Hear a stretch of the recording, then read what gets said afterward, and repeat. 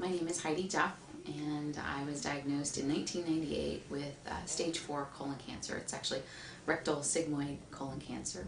I guess I used to travel a lot for business, and I realized that I was starting to see some blood, but it was spread out, and I mentioned it to my doctor, and they pretty much thought it was just a hemorrhoid. And so you don't really realize that something's wrong, and this is before Katie Couric's husband died, and I really became well known what the symptoms were and what some of the problems were. So I really had no concept of what that might be.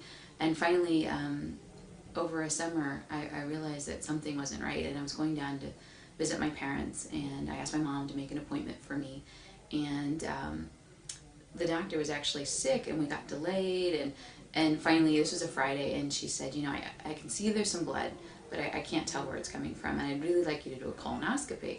And I said, I'm flying out on Tuesday. That's okay. So I did the prep on Sunday, and I had the colonoscopy on Monday.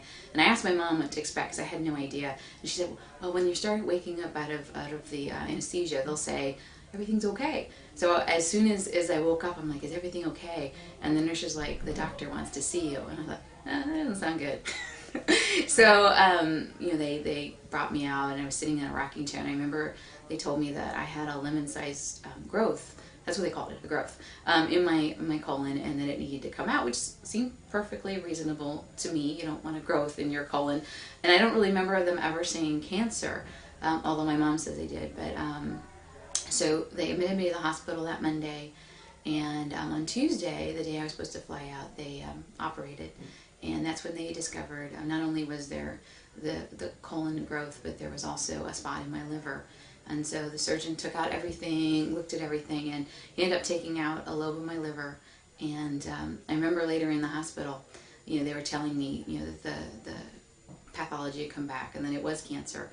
And I had no idea what that meant. I said, what does that mean? They said, well, you're stage 4. And I said, well, how many stages are there? And they're like, 4. I'm like, oh crap, that's not good. I'm a 4, and there's only 4. I mean, I thought for sure there was like 10 or something like that. So, that was, really just scary, and I was only 31 at the time, and they were telling me that they wanted to do radiation, and they wanted to do chemo, and, there was a chance that when they did the radiation that they'd hit my ovaries and that I might not be able to have children. And I remember I was upset, and the doctor looked at me and he said, your ovaries or your life. And at that moment, that just changed my perspective on all this. I realized it didn't matter. It mattered whether I lived. And that was what was important.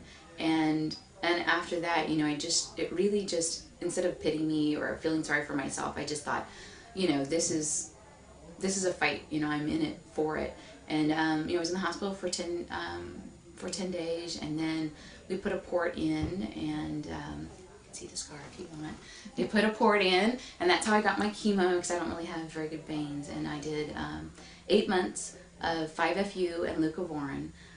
The new drugs they're new to me. The drugs that are out there now weren't available. They were on trial, so I had all the old drugs, and I did 28 days of radiation, which was really difficult. And I think for me the longest lasting effect is just the sense of tiredness and being worn out. But also, it did end up affecting my ovaries, which don't work anymore. But, I'm here almost 11 years later, and that's worth it. Everything they did was worth it. I think the way cancer has changed my life, it's really just, for me, I felt like I was given a second chance. And I know it sounds crazy, but sometimes, and this just sounds so odd to say this, but that sometimes cancer is a good thing. It does help you change your life, and I feel like we're all given chances in our life to make changes. There are times when we have the wrong job, or we're dating the wrong person, and we know it, but we don't change. We just keep on working at our job because we need the money, or maybe there's no one else exciting around to date, or whatever it is, but you just keep on doing that.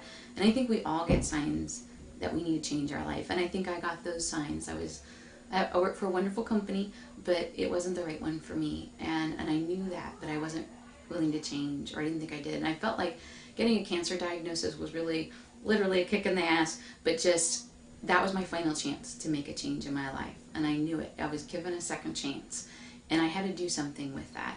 And for me, that was talking about getting cancer at a young age. And I don't think of myself as somebody who will tell you my whole life story. I mean, I'm kind of shy and I'm a little private, but I just decided, and that's one reason why I decided to do the Colondar, is that if I can do this, if I can give up my privacy, if I can save one person, just one person, from going through what I went through,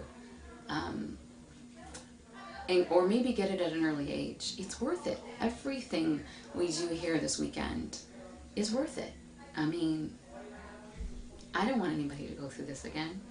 It's hard.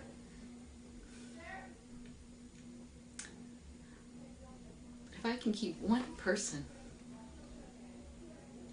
from going through this, it's worth it. Everything I do, everything I give up, every scar I show, it's worth it. And I never want anybody to feel sorry for me. And that's one reason why I didn't talk about it very much. People at work know and my family knows, but I just don't want somebody else to go through this. And that's why I'm doing this.